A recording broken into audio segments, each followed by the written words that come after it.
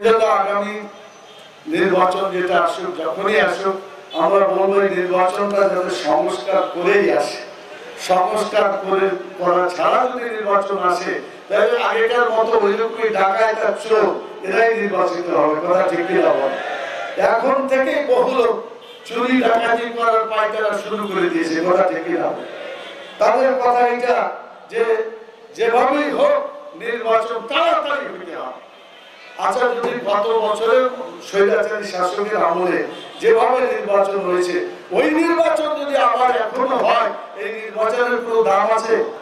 কোনো দাম নাই। আপনাদেরকে তো সব স্বাক্ষর করতে বাধ্য করেছিল শিক্ষক সমাজকে। 4-5টা ভোট পড়েছে, শতকরা 4-5%, লিখতে বলেছে 41% ভোট লিখে দাও। স্বাক্ষর করে নাই শিক্ষকেরা, বাধ্য করতে। আপনি ইচ্ছা করে করেছেন আমি মনে করি না, যারা করেছেন বাধ্য করে করেছেন। শাসক যদি চোর হয় তার অধীনে যারাই বসবাস করবে এবং যারা চাকরি বাকরি করবে সবাইকে চোরে পরিণত করে দিয়ে যাবে। কথা ঠিক কিনা? এই চরিত্র আমরা দেখেছি বিগত সময়। উপদেষ্টার কাছে আমাদের বিনীত আবেদন থাকলো। আরেকটি কথা বলতে চাই, আগে হবে সংস্কার, তারপরে হবে নির্বাচন। আগে কি হবে? জোরে বলেন, আগে কি হবে? আরো জোরে বলেন, আগে কি হবে? সংস্কার, তারপরে নির্বাচন। এটাই হবে আমাদের। কিন্তু সংস্কারের নামে যদি টাইম খালি কিল করতে থাকে, কাজ না হয়, এরকম টাইম বাড়িয়ে কোনো লাভ আছে?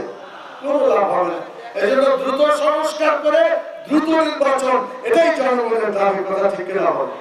সেজন্য আজকে আমরা বলবো সময়সূচিত পদক্ষেপ করে গ্রহণ করে তড়িৎভাবে সংস্কার করে যত তাড়াতাড়ি সম্ভব নির্বাচনের ব্যবস্থা করার জন্য আমাদের সকলেরই দাবি, জনগণের দাবি। কিন্তু সংস্কার বাদ দিয়ে নির্বাচন যাতে না হয় সেটাও আমাদের দাবি থাকলো। এই দুটা জিনিসকে ব্যালেন্স করে কাজ করতে হবে।